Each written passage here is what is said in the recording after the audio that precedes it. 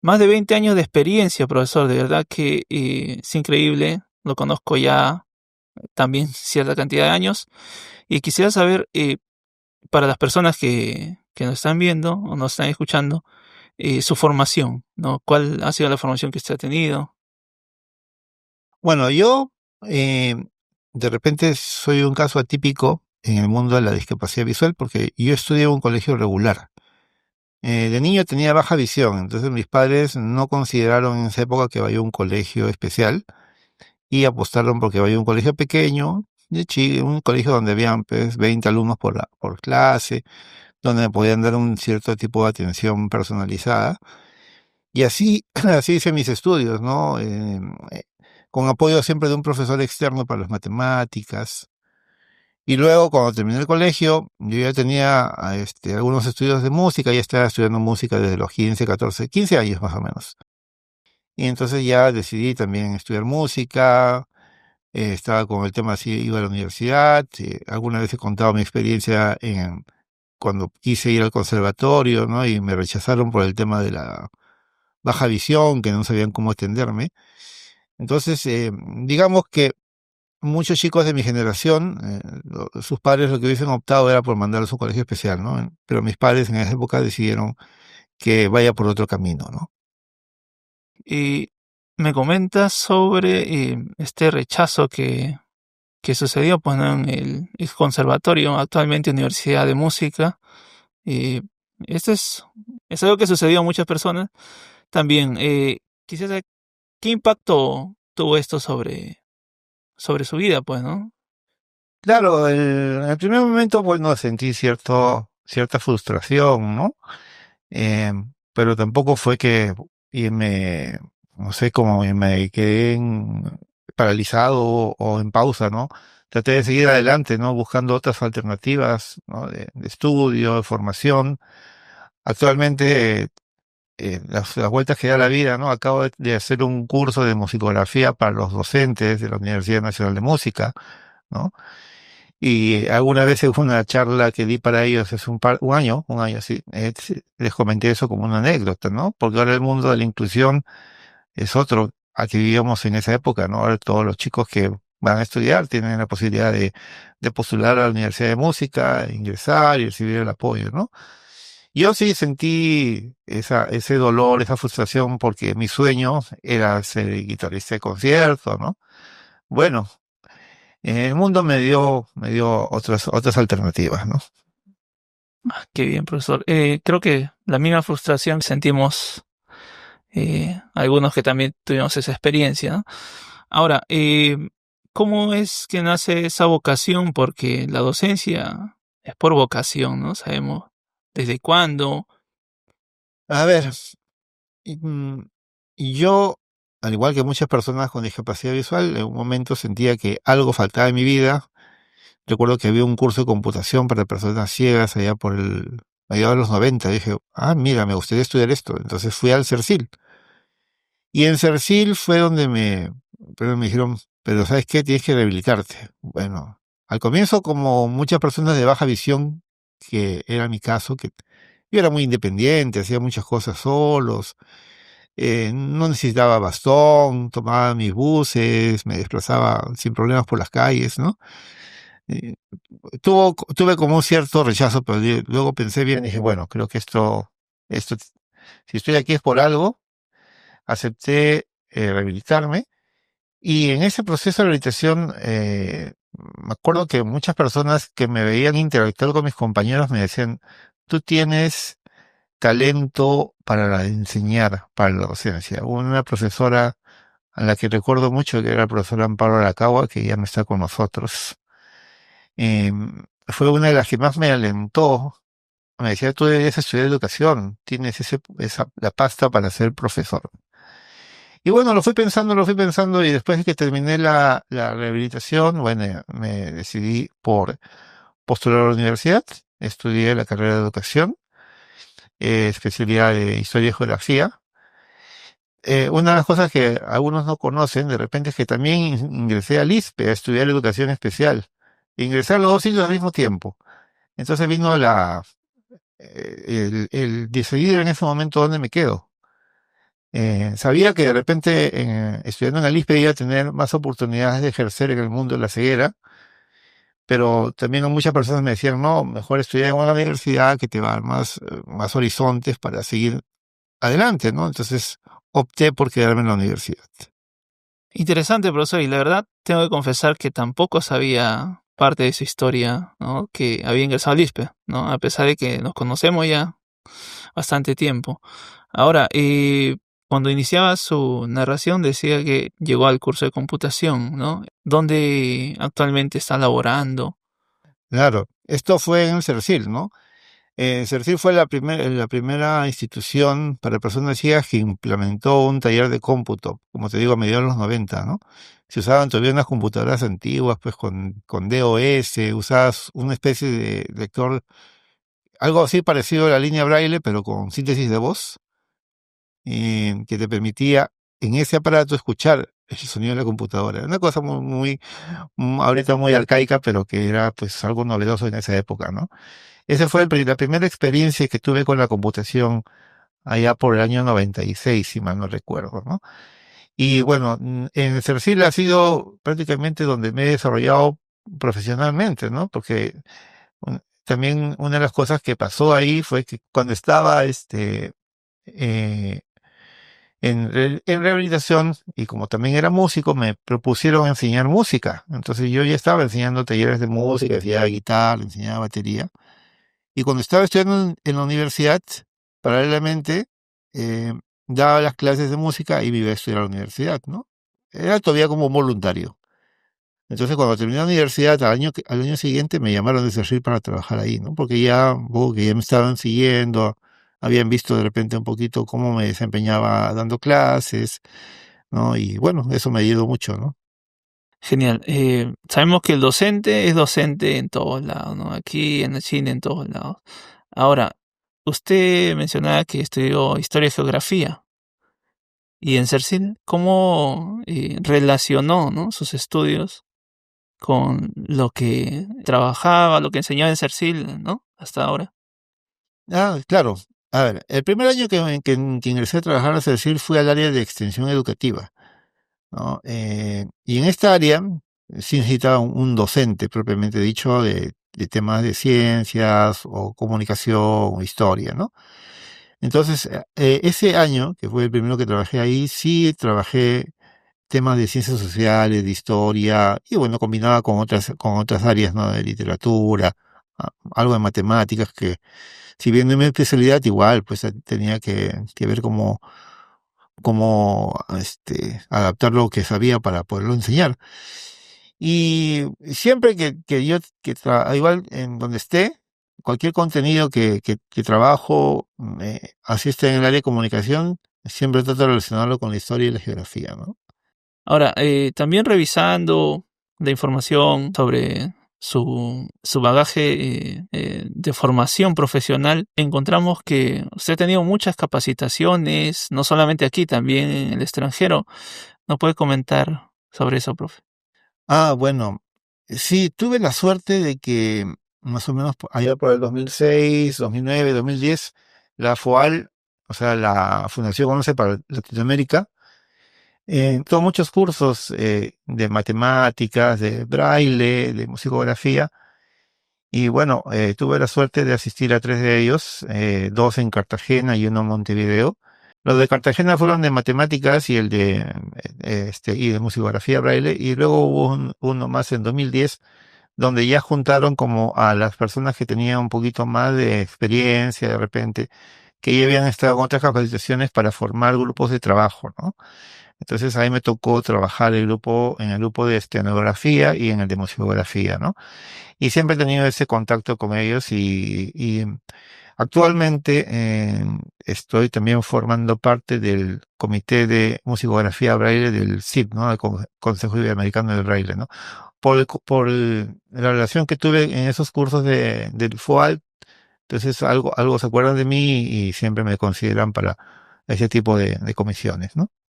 Puedo notar, profesor, que a pesar de que, o sea, ya son muchos años ejerciendo la docencia, usted sigue activo, ¿no? Lo puedo encontrar en redes.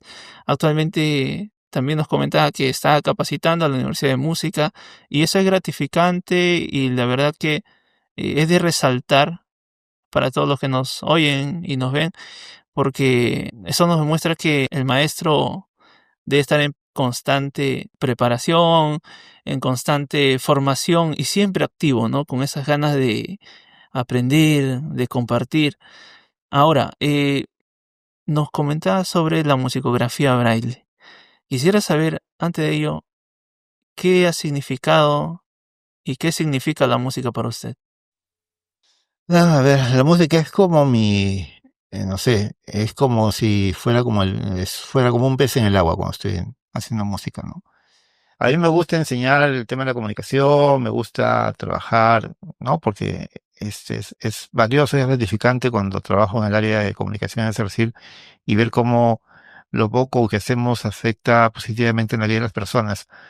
Pero donde yo me siento así, como decía hace un momento, como un pez en el agua es cuando estoy enseñando música, cuando estoy compartiendo con los chicos del elenco de Cercil, ¿no? Realmente ahí es donde me siento yo en mi hábitat, ¿no? Y sí, me gusta más, actualmente disfruto más enseñar que tocar en una banda, ¿no? Entonces, he hecho mucha música en bandas de rock, en grupos de música criolla, pero disfruto, creo, actualmente más de enseñanza que necesariamente estar en un escenario. Y nos puede comentar cuál ha sido la trayectoria en formación, quizá también ejecución en la música. A ver, yo a los 15 años, o 16, sí. Así, tenía 15 años, ya casi por cumplir 16, fui a mi primera academia de música, una academia que se llamaba Atelier, que estaba en el distrito donde vivo. Y esta academia trabajaba con el método Suzuki, entonces no nos enseñaban con música, nos enseñaban al oído con cifrados, ¿no? Y recuerdo mucho a mi profesor de esa época, el profesor Alejandro Palma, que lo recuerdo con mucho cariño. Un profesor muy buena, muy buen profesor, muy estricto con la técnica. Increíble. ¿Y cómo fue el estudiar música, ¿no? De forma convencional. Ah, sí, eso fue complicado, porque yo lo primero que quise hacer fue aprender visualmente. Entonces, y como tenía baja visión, me hacía mis tremendos pentagramas, pues con unas letras. Trataba de hacer solfeo melódico, rítmico, usando mi visión. O sea, un poco que sufría, por ahí que me salía, por ahí que a veces no me da. A veces te marcan algunas cosas, ¿no? Me acuerdo que estaba en una clase de teoría también de solfeo y saqué mi tremenda partitura y escuché algunas risas como burlándose de mí, ¿no? Un poco que me sentía mal, decía, bueno, mis compañeros se pueden burlar de mí si esta es la forma que estoy trabajando y no tengo otra forma de hacerlo, ¿no? Entonces también estaba buscando el braille. Bueno, ya antes había buscado musicografía braille y no había mucha información. Ahorita tú entras a internet, encuentras todos los manuales de musicografía braille y están a tu disposición, ¿no? La cuestión es que tú lo apliques. Estoy hablando yo de mediados de los 90 y los primeros años del 2000, no había tanta información de musicografía braille en las redes ni en nada, no había mucha información en internet. Igual, bueno, puede conseguir algún manual, puede investigar, aprender por mi cuenta. Luego ya, con el conocimiento que tenía, cuando vino la postulación a FOAL, yo pude complementar un examen de postulación y responder las preguntas porque ya había leído bastante de musicografía. Entonces, cuando fui al curso de musicografía en Colombia, sí, pues aprendí bastante y tuve la suerte de que previamente a ese curso de musicografía, en el año que estuve en el curso de matemáticas, la encargada de FOAL de esa época, María Carmen Peral, que era la secretaria técnica, creo que ese era su cargo, me envió a Cercil el manual completo de musicografía en 4 tomos y uno chiquito en tinta. Entonces me empecé a devorar esos libros, ¿no? Cuando estaba en el Cercil. Cuando llegó al curso de Colombia ya sabía bastante. Y con lo que he aprendido y aplicándolo, bueno, siempre hay cosas que aprender y uno pues tampoco es una computadora para que se sepa todos los signos, ¿no? Porque es una infinidad de signos para manejar músico, pero por lo menos los más habituales que se usan para la parte inicial de la música, para una partitura de piano, de guitarra, sí los manejo, digamos, bien, ¿no? sin exagerar, me atrevo a decir que el profesor Denis creo que es el máximo representante en lo que es musicografía braille en el Perú, ¿no? Por todo lo que aporta y la actividad que tiene, pues, ¿no? Lo constante que está. Eh, Ahora, ¿cómo se está trabajando en el Perú? ¿Cómo ha notado estos avances? ¿No? Si bien dice usted que podemos encontrar en internet, y es cierto, pero ¿cómo se está trabajando acá? Bueno, yo creo que estos 2 últimos años, a causa tal vez de que ha habido este incremento de postulantes a la Universidad de Música, a la UPC, ahora también, hace poco también estuvimos haciendo una capacitación en el CEPRO del Magisterio. Yo creo que eso está forzando a que la gente vea que existen estas alternativas que antes no se conocían, ¿no? Todavía estamos en una fase inicial, ¿no?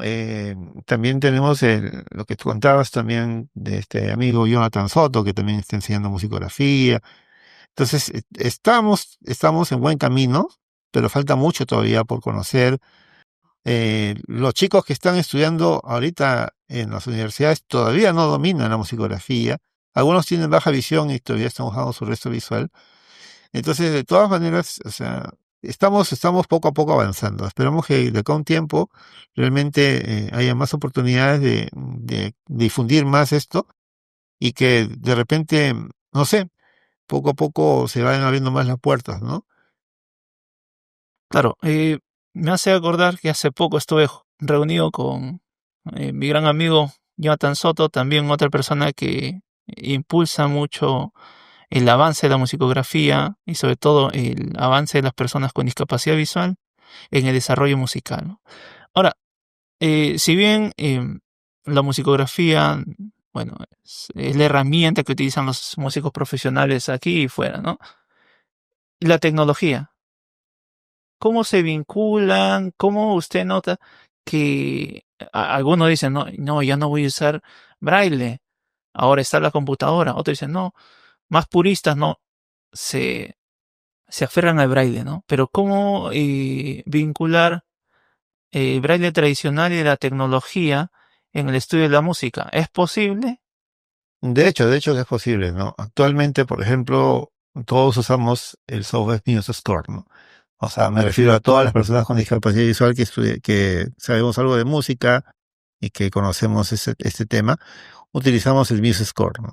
Hay muchas listas que usan, donde se trabaja, o grupos de internet o de WhatsApp donde se habla del tema de MuseScore accesible.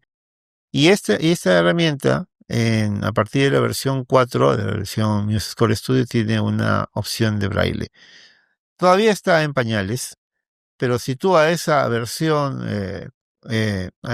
braille le sumas una línea braille, ahí sí va bien la cosa, ¿no? Porque puedes tranquilamente, cualquier partitura que tú consigas, ya sea en formato XML o en el mismo formato de MuseScore, lo abres y pones tab y activas la vista braille, y si tienes una línea braille, lees tu partitura sin problemas. No, ya no tienes que preocuparte por imprimirla, por buscar dónde voy a imprimir mi partitura. O sea, sé que es costoso, que todavía tener una línea braille acá en el Perú es un sueño para muchos, pero está la tecnología presente, ¿no? Hay un software ahora que también se está trabajando mucho, que es el Sound Braille, que te permite también cualquier partitura que tú tengas en XML, la abres con el programa y también la puedes leer con una línea braille o con el teclado también. Si no tuvieras una línea braille, también la puedes leer con el teclado de la computadora, pero no es lo mismo, porque una cosa es que te diga los puntitos del braille en audio y otra cosa es sentir los puntos donde tú realmente puedes interiorizar mejor la información, ¿no? Y así como eso, o sea, la tecnología para nosotros las personas ciegas es importantísimo.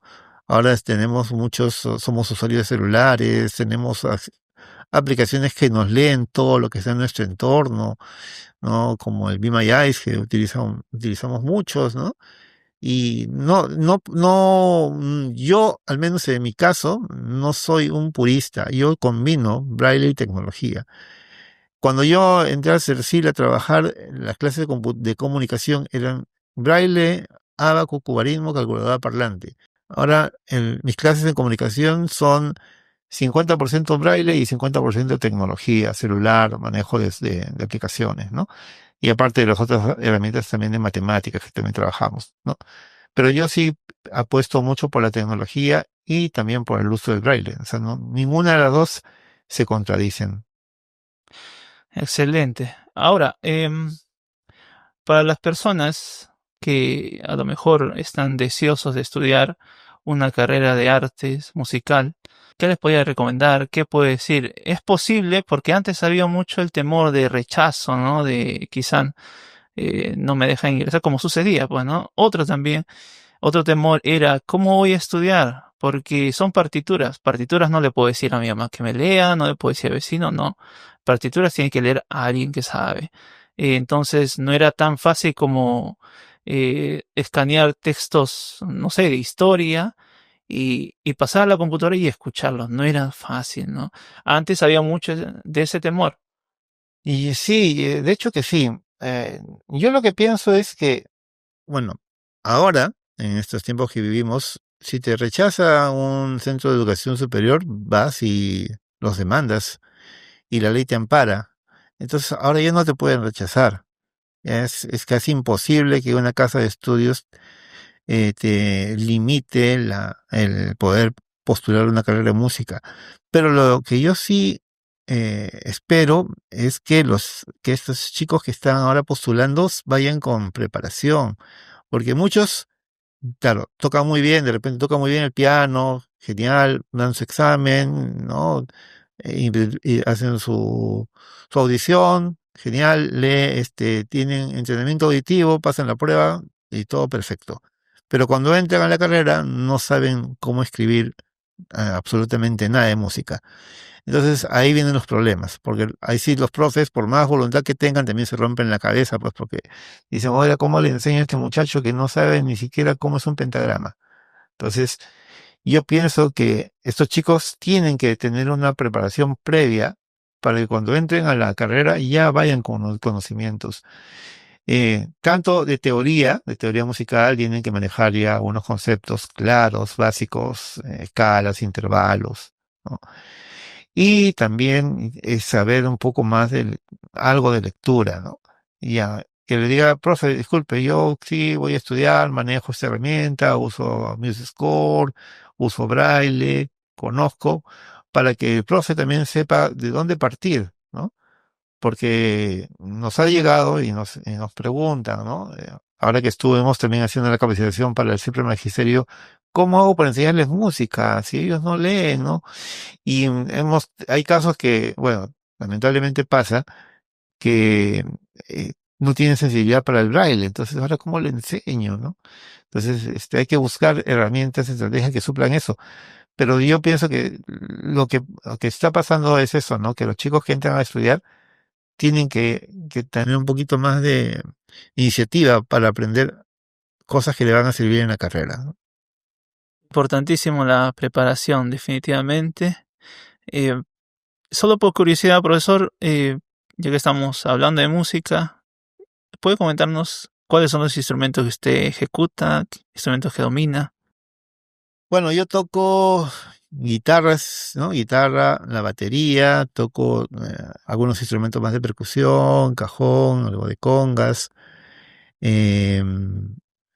Piano es mi punto débil. Toco alguna que otra canción, así, ¿no? Pero sí, ahí tengo todavía mi reto para lo que viene en adelante es tomar clases de piano, porque eso siento que es lo que me falta dominar, ¿no? Por ahí puedo tocar una cancioncita, puedo enseñar alguna escala, pero eso es lo que no, todavía me falta. Bueno, también toco algo, también he estado ahí dándole un poquito al bajo eléctrico, me quiero también mejorar la técnica, algo he estado viendo eso. Y sí, siempre, eso es lo que tiene que tener un músico, que siempre tiene que seguir aprendiendo, ¿no? No se puede quedar en lo que conoce, ¿no? Ah, genial. Ahora, quiero unir todo esto, ¿no? Recopilando la pregunta anterior, ¿cómo usted ahora involucra su formación en ciencias sociales, historia y geografía, su trabajo que es en educación especial y la música? Claro, todo suena muy, muy diverso, ¿no? Ahora que tú lo ves de esa forma, ¿no? Creo que la formación en historia que tengo, que siempre me pareció fascinante la historia, eh, es el pilar para muchas cosas de las que hago, ¿no? O sea, hablo de música y combino con historia, ¿no? Hablo de comunicación o de algún tema y tengo hoy, por ejemplo, en mi gaveta un libro de historia y cualquier tema que recurro, siempre recurro un poco a la historia o a veces a la geografía, ¿no? Me gusta mucho enseñar con experiencias de otras personas, ¿no? Creo que eso me parece muy, muy, muy bonito. Bien, ¿y a qué otras partes ha llevado todos estos conocimientos, no? Porque también sabemos que usted ha capacitado, ya nos decía en la Universidad de Música, en toda su trayectoria profesional. Bueno, aparte de trabajar en el CERCIL, tuve la oportunidad de trabajar en la Pastoral Universitaria de la UNIFE, donde dicté un taller de braille del 2007 al 2020. Lamentablemente con la pandemia el taller se terminó y cuando quisimos ver la posibilidad de reabrirlo, ya habían cambiado las personas, ya no estaban, la rectora ya se había retirado, se había jubilado, las personas que estaban en pastoral ya no eran las mismas, entonces no tuvimos la misma química para volver a retomar el curso, ¿no? Eso también fue una muy bonita experiencia mía, trabajar ahí en la UNIFE por más de 13 años. No sé, he tenido muchas experiencias, me han llamado muchas veces para dar charlas de sensibilización sobre el trato de las personas con discapacidad visual en Northern en Champañat y otras universidades, ¿no? Y ahora que son las que ahorita me están viniendo a la mente, ¿no? ¿Usted cree que estamos avanzando en temas de inclusión para las personas con discapacidad, no solo visual, ¿no? En general, y a nivel de pedagogía musical? Siempre, siempre estamos avanzando. No podemos decir que estamos igual que hace 10, 15 años, ¿no? Hay cosas que mejorar, de hecho que sí, ¿no? De hecho que ahora, como decía, ¿no? Esta apertura que hay ahora para que cualquier persona que tenga discapacidad visual pueda estudiar, bueno, siempre tiene que haber talento, ¿no? Para poder estudiar música en este caso, ¿no? Es importante, ¿no? El deseo de los profesores que yo he visto en la Universidad de Música por querer aprender, por querer saber cómo llegar a sus estudiantes me parece importante, ¿no? Todavía en lo que estamos atrasados de repente es en el tema de accesibilidad en las calles, ¿no? O la señalética, o cómo orientarte en un espacio universitario. eh, y yo digo, por ejemplo, en una universidad que tú entras y todo el patio es completamente liso y no hay ni una señal para que te puedas orientar.